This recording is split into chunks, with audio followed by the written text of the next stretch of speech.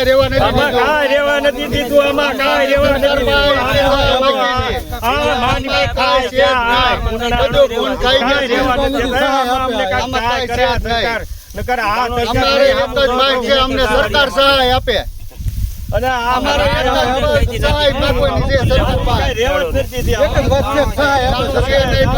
આમાં ખેડૂતને શું કરવાનું? આત્મહત્યા કરવાની? અમારે એક જ માંગ, અમને સરકાર સહાય આપે. રહેવા દેતા નથી કાંઈ. અમને એક સરકાર સહાય આપે. સરકાર અમને ગમે એ સહાય આપે.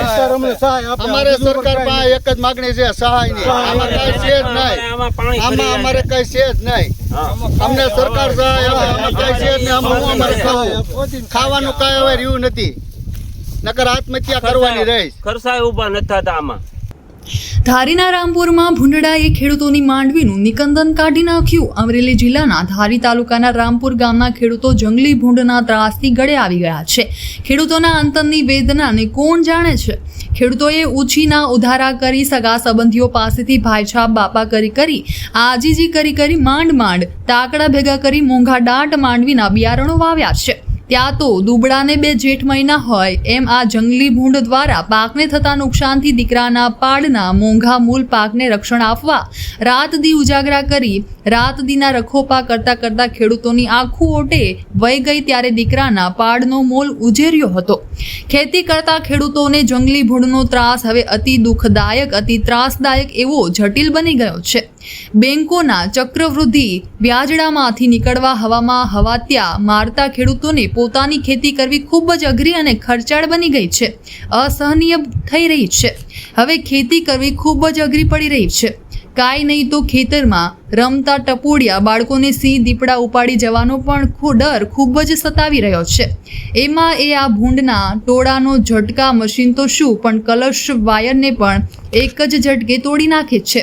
ખેતરમાં એકી સાથે 20-30-30ના ટોળા એકી સાથે ત્રાટકી પડે છે અને ઊભી ઓળુએ છડી જાય છે અને ધ્રુણથી છોડવાને ફેરવી નાખે છે અને જમીનમાં વાવેલી મગફળીના દાણા ખાઈને છોડવાને જમીનદોષ કરી નાખે છે. આમ ધારી તાલુકાનું રામપરા ગામ મુખ્યત્વે ખેતીવાડી અને પશુપાલન ઉપર નિર્ભર છે. ચોમાસાની સિઝનમાં ખેડૂતો દ્વારા મગફળીનું વાવેતર મોટા પાયે કરવામાં આવ્યું છે. ખેડૂતો સવારે આવીને જ્યારે પોતાના ખેતરમાં નજર નાખે ત્યારે તેનો મગફળીનો મોટા ભાગનો પાક નુકસાનગ્રસ્ત જોવા મળે છે. આમ જંગલી ભૂંડના ત્રાસના લીધે ખેડૂતો કોઈ ઉત્પાદન લઈ શકતા નથી. જંગલી ભૂંડના ત્રાસ સાથે રોજનો ત્રાસ તો ખેડૂતોને નફામાં મળે છે.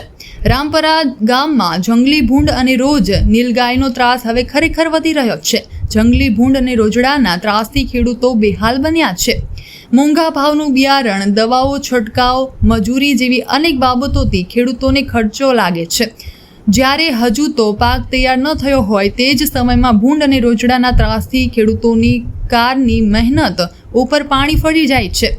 રામપરા ગામના ખેડૂતો બસ એક જ આશા રાખી રહ્યા છે કે સરકાર દ્વારા ખેડૂતો માટે કોઈ વિશેષ પેકેજ જાહેર કરે અથવા તો રોજ અને ભૂંડના ત્રાસમાંથી ખેડૂતોને કાયમી મુક્ત આપવા માટે કોઈ નક્કર પગલાં લે.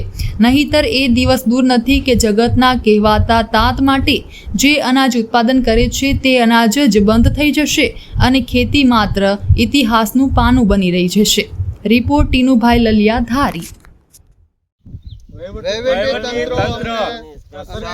સહાય આપે.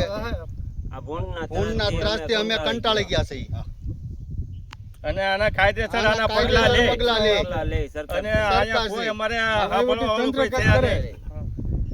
અને અમારે આ કોને કેવા જવું?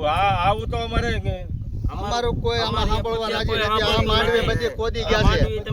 અમારું કાંઈ આમાં વધવા જ નથી દીધું. ખેતરમાંથી બધું ખોદી ગયા. રાતે આખી ઉજાગરા કરીએ છીએ તો કોઈ આમાં જોતું નથી.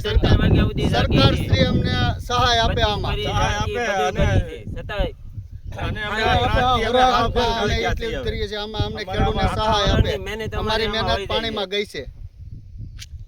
કેટલું અમારે આમાં ધ્યાન રાખીએ. આમાં જોવો તમે, કાંઈ રહેવા જ નથી દીધું.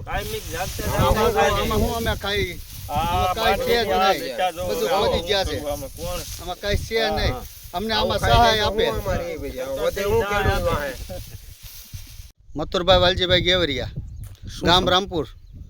અને અમારી સમસ્યા એવી છે, મગફળી ભૂંડ ખાઈ ગયા છે આજે રાતે. કેટલા વીઘામાં ખાઈ ગયા છે? 5 થી 7 વીઘામાં. શું ઈચ્છો છો આપ હવે? હવે તો સરકાર પાસે અમે ઈચ્છીએ છીએ કોઈ પણ સહાય અમને આપે. ભૂનનો ત્રાસ કેટલા સમયથી છે? ઊનનો ત્રાસ તો ઘણા સમયથી છે, પણ અત્યારે હવે દાણા છે એટલે વધારે ત્રાસ આવ્યો છે. કેટલા દાણા ખાઈ ગયા તમારા? અમારે તો 5 થી 7 વીઘામાં પૂરું કરી દીધું છે. કેટલી સંખ્યામાં ભૂંડો આવે? 15 થી 20 રોજ રીતે આવે? 2-3 દિવસ આવે. તમે એને ભગાવવા માટે શું પ્રયત્નો કરો છો? અવાજ મારીએ, બત્તીઓના અંજવાળા કરીએ છીએ, છતાં નથી જાતા? તો એ જાતા નથી, નુકસાન કરે છે. નુકસાન કરે છે.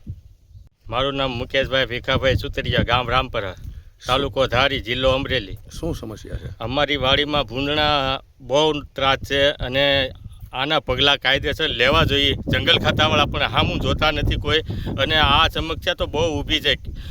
દર વર્ષે આવું હોય જ આમ ગણો ને તો, પણ જંગલ ખાતાવાળા કોઈ આનું પગલું જ નથી લેતા આમ ગણો તો. અને આમાં અમારે સરકારને શું કેવું કયો, હવે આ ભૂંડ બહુ ત્રાસ વધી ગયો છે આનો. શું નુકસાન કરે છે? નુકસાન માંડવી લગભગ કાંઈ રહેવા નથી દેતા. માંડવીમાં દાણો એકેય દાણો નથી, એટલે બધી માંડવી વીખી નાખી છે. હજી દાણા નાના નાના થયા છે, હજી તો આવવાનું દાણાનું જે આવરણ થયું છે હજી તો અત્યારમાં આ નુકસાની કેવડી. હજી તો આ 2 મહિના માંડવી રાખવાની છે, પણ હજી 2 મહિના રહે નહીં એવું લાગે છે.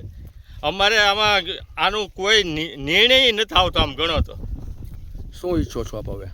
હવે આપણે તો આ કોઈ જંગલ ખાતાવાળા આની કાંઈ ગમી જોગવાઈ કરે ભૂંડવાની, અને નકર અમે અમારા ત્રાસથી અમે કંટાળી ગયા છીએ. હવે આ રાતને જે ઉજાગરા કરવા, રાતે ઉજાગરા કરવા, અને તોય છતાં આમને આમ ઉજાગરા કરીએ તોય આવું ને આવું.